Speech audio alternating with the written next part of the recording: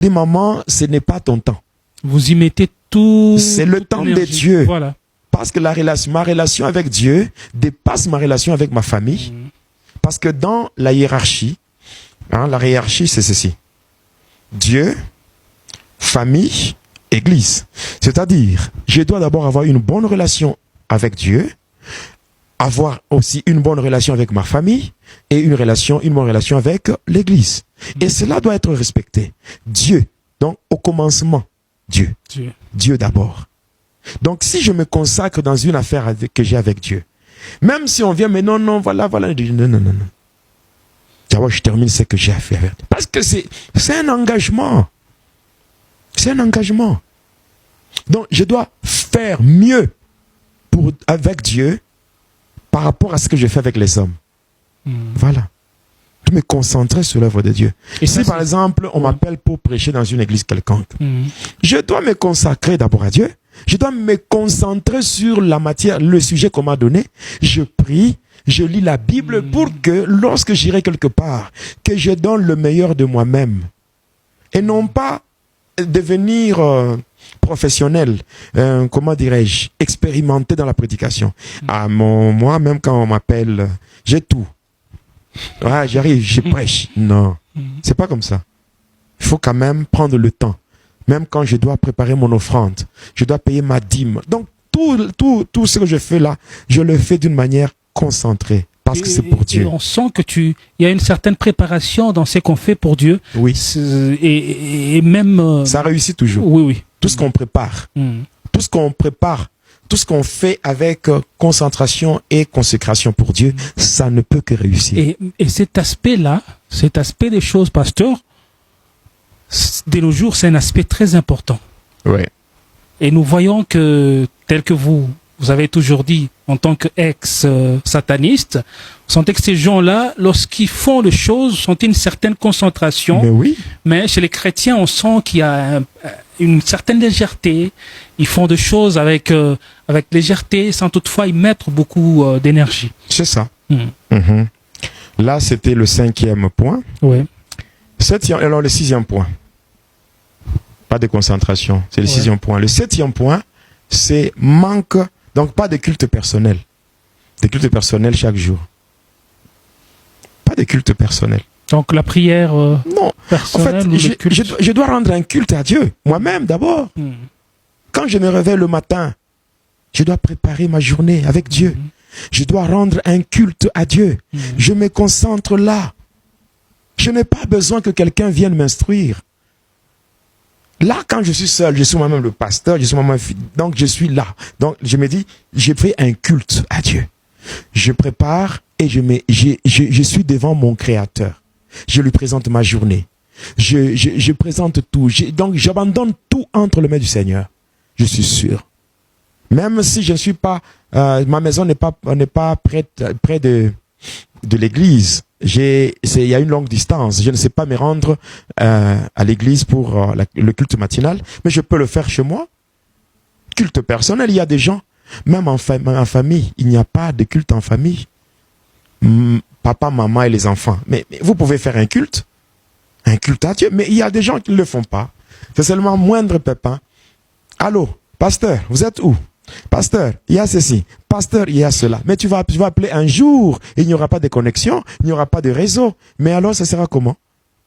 Parce que le Dieu du ciel, ce n'est pas le Dieu de ton pasteur, c'est ton Dieu à toi d'abord. Il est le Dieu qui t'a créé. C'est ton père. Tu peux parler avec lui comme un enfant s'adresse à son père. Il est le Dieu qui écoute le prière. Il avait dit, toi, le Dieu qui écoute le prière, voilà pourquoi les hommes viendront vers toi. Mais si on n'a pas cela, on ne sait pas on ne sait pas s'offrir à Dieu. Vous voyez? Ça devient un problème. Parce qu'il y a des problèmes pour lesquels on peut demander le secours du pasteur. Mais il y a d'autres problèmes, tu engages ta foi et puis Dieu agit. Ouais. Oui? Oui. Il y a des gens aujourd'hui, moindre pépin. Donc lui il ne sait même pas prier parce qu'il a des maux de tête. Il entend un petit bruit sous le toit. Ils sont vraiment dépendants des hommes de Dieu. Mais là, non.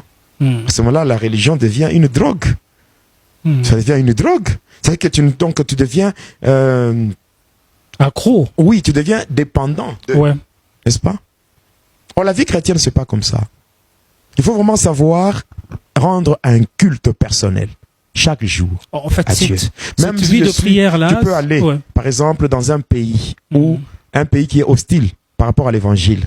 Hein? Tu te retrouves dans un milieu où il n'y a même pas d'église. Mais dans ta chambre d'hôtel, tu peux rendre un culte à Dieu. Oui. Tu peux rendre un culte à Dieu. Même si c'est un pays où on ne veut pas entendre la voix de chrétiens. Mais dans ta chambre, le Dieu du ciel, lui, va t'entendre. Il va t'écouter. Parce que il faut avoir cette habitude. Il y a des gens qui se réveillent. Le matin, il sort. Il ne connaît même pas les choses qui ont été planifiées dans le ténèbre contre lui. Et c'est comme ça que beaucoup de gens sont surpris par le malheur. Voilà. Et puis, huitièmement, l'irrégularité dans les dîmes et les offrandes. Oui. Quelqu'un qui a une... C'est l'un des signes aussi. C'est un signe que la personne n'est pas stable. Irrégularité dans la dîme et les offrandes. Mais oui. Mais oui. Il y a des fois, c'est dit, non, cette fois-ci, je ne donne pas ma dîme. La dîme, quand vous avez de l'argent, vous avez votre revenu, la première dépense, c'est ça la dîme. Parce que quand vous avez, par exemple, 1000 $, vous faites le 1/10, ça vous donne 100 $. Ok.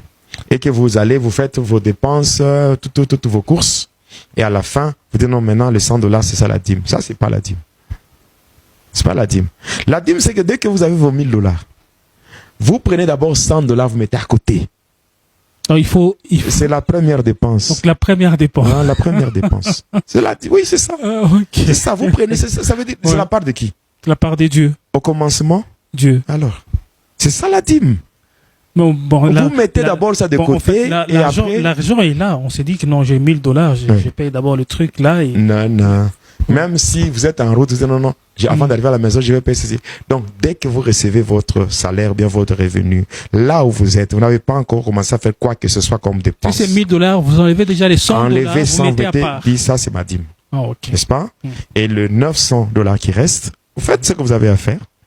Et la dîme, ça doit se faire seulement peut-être à la fin du mois? Non, la dîme est liée à ce que vous avez comme revenu. Que ça soit vous le recevez, jour. Vous enlevez la part de Dieu et vous mettez à côté. Donc dans tout ce qu'on reçoit, la dîme, c'est le 1/10 de votre revenu. Moi, je ne parle pas de salaire. Je parle revenu. Non, parce que même le salaire est inclus là-bas. Si j'insiste, parce que la plupart des gens mettent cela en tête pour dire que non, ils voient seulement la fin du mois lorsque touche moi, le salaire. Tel que je suis, je donne ma dîme. Hein. Vous donnez votre dîme? Oui. Vous êtes pasteur. Mais je donne ma dîme à moi. Ma dîme. Je donne à mon père. À votre père spirituel. Oui, je lui donne ma dîme. Oui. Voilà. Il y a les offrandes. Quand vous regardez bien la Bible dans Proverbe 3, le verset 9 à 10. Honore l'Éternel avec tes biens et les prémices de tout ton revenu. C'est ainsi que tes greniers seront remplis d'abondance et tes cuves regorgeront de mou. C'est écrit dans la parole de Dieu. Voilà. Il y a la dîme, quand nous prenons même Deutéronome 16:16, là c'est l'offrande. Tu ne te présenteras pas dans la présence du Seigneur avec le main vide. Quand nous prenons Malachie 3:7 à 11, depuis le temps de vos pères, vous me trompez et vous êtes frappés de malédiction.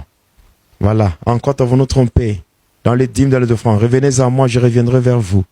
N'est-ce pas? Apportez à la maison du trésor toutes les dîmes et afin qu'il y ait de la nourriture dans ma maison. Mettez-moi de la sorte à l'épreuve. Si je n'ouvrirai pas les écluses des cieux pour faire descendre sur vous la bénédiction en abondance, et pour vous, n'est-ce pas, je menacerai. C'est lui qui dévore. Dans sa parole, je mets devant toi deux chemins, le bien et le mal. Choisis lequel tu veux suivre. Mais moi, ton Dieu, je te demanderai de suivre le bien, afin que tu vives, pour que tu vives. Pour votre édification spirituelle et une bonne marche chrétienne, suivez désormais l'émission À la lumière de la parole de Dieu sur la chaîne YouTube Jonas Lonkutumpa, la chaîne officielle. Par la force. ni par la puissance, Garde mes mais c'est yeux, par ton esprit. Seigneur. Aide-moi.